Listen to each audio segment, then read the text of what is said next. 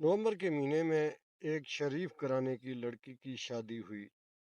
لڑکا سرکاری نوکری کرتا تھا اور شریف بھی تھا، اس لیے رشتہ بھی آسانی سے ہو گیا تھا۔ مگر شادی کی رات جب دولہا اپنے کمرے میں آیا تو دیکھا بیوی رو رہی ہے۔ وہ سمجھا شاید گھر والوں کی جدائی کا غم ہے۔ شوہر نے پوچھا کیا ہوا ہے؟ بیوی نے بدتمیزی سے جواب دیا کہ تمہیں کیا؟ شوہر بولا کہ یہ پوچھنا میرا فرض ہے۔ شوہر بیوی کے تھوڑا قریب گیا تو کہنے لگی مجھے ہاتھ مت لگانا، مجھے بس ابھی طلاق دو۔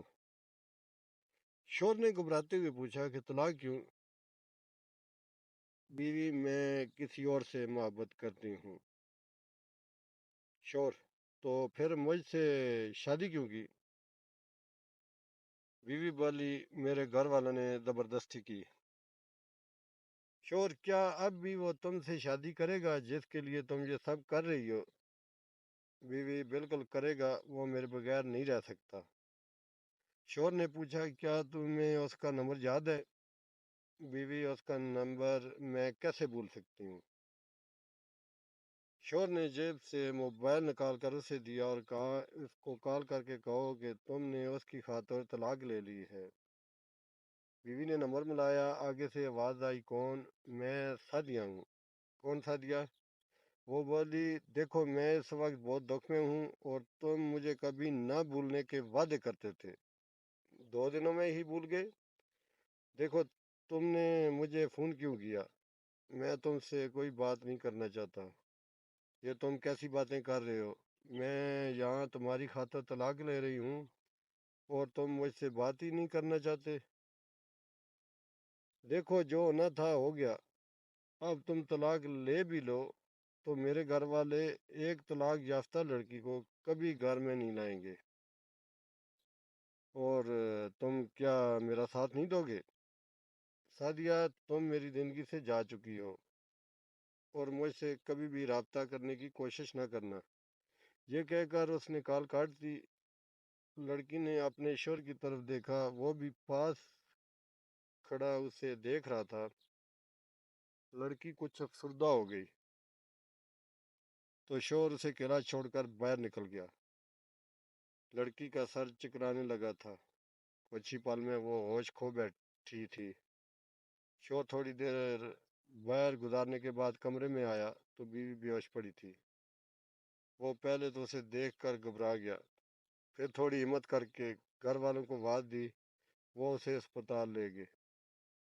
وہاں جا کر پتہ چلا کہ بیوی کو کوئی دماغ کا مسئلہ ہو گیا ہے، شاید کوئی صدمہ ہے۔ لڑکے کے گھر والے لڑکے کو شک کی نظر سے دیکھنے لگے، جیسے اس نے کوئی پریشانی والی بات کی ہو، مگر وہ سب کچھ جانتے ہوئے بھی لا علمی کا اظہار کرتا ہے۔ کچھ دیر بعد ڈاکٹر کمرے سے باہر نکلتا ہے، وہ شوہر کو ایک طرف لے جا کر کہتا ہے کہ تمہاری بیوی کو کسی بات کا گہرا صدمہ ہے، میں نے تو دوا دے دی ہے، اب بس اسے آرام کی ضرورت ہے، اب آپ اسے گھر لے جا سکتے ہیں۔ شوہر بیوی کو گھر لے آتا ہے۔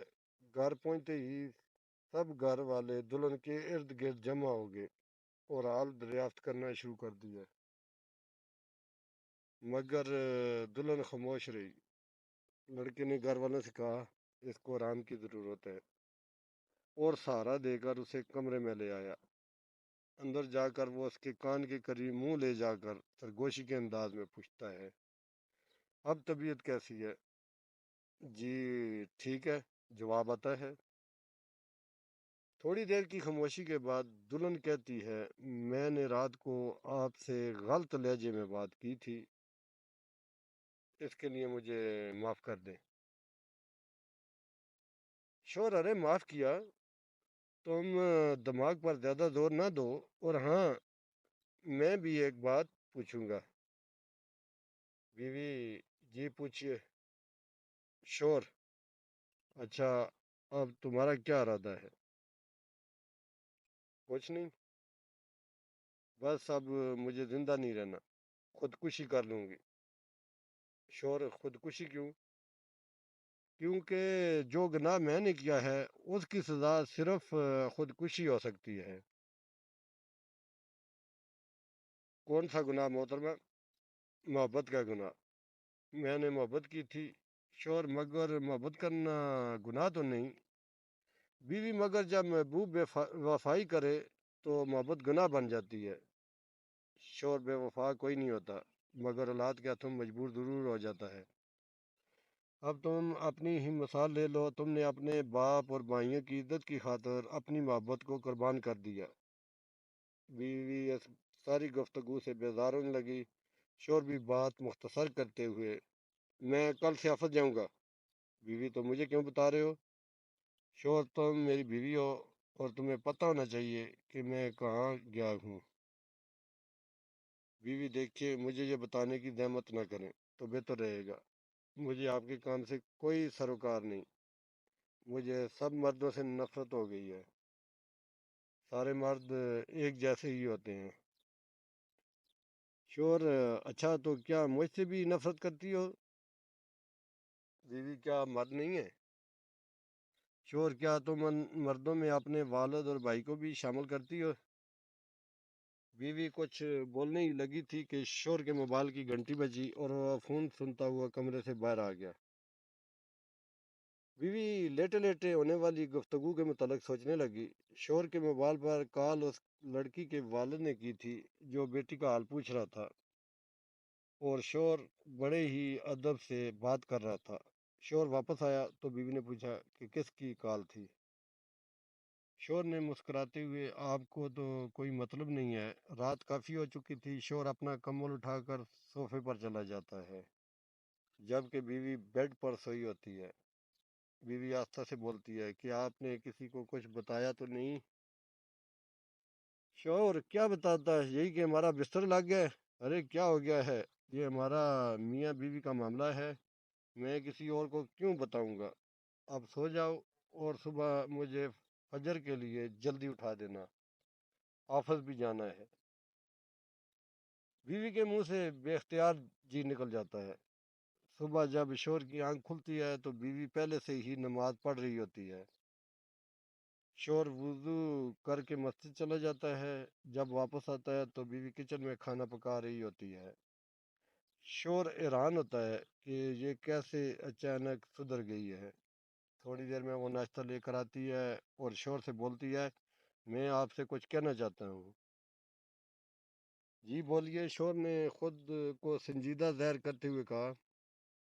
وہ میں بہت بری ہوں نہ؟ جی نہیں، آپ بہت اچھی ہیں۔ بیوی، دراصل میں غلط لڑکی ہوں، میں نے کسی غیر سے محبت کی، آپ کے گھر والوں کے سامنے آپ کو بہت پریشان کیا۔ مجھے لگتا ہے آپ مجھ جیسی لڑکی کو کبھی قبول نہیں کریں گے۔ اگر آپ مجھے معاف کر دیں تو ارے کیا ہو گیا ہے، تم میری عزت ہو، میں نے تم سے نکاح کیا ہے، جو غلطی تم سے ہوئی اس کی تم نے معافی مانگ لی اور میں نے بھی معاف کر دیا۔ میں جانتا ہوں کہ ایک طلاق یافتہ لڑکی کو اس معاشرے میں کس نظر سے دیکھا جاتا ہے۔ یہ سن کر بیوی روتے ہوئے بے اختیار شور سے لپٹ گئی اور زندگی بھر اس کا ساتھ نبھانے کا وعدہ کر لیا، کیونکہ وہ جان گئی تھی کہ اس کی قسمت میں ایک بہترین مرد لکھا ہے۔